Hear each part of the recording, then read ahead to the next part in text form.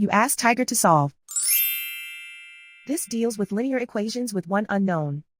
The final result is d equals 8. Let's solve it step by step. Simplify the expression. Simplify the arithmetic. Swap sides. Isolate the d. Divide both sides by -5. Cancel out the negatives. Simplify the fraction. Cancel out the negatives. Find the greatest common factor of the numerator and denominator.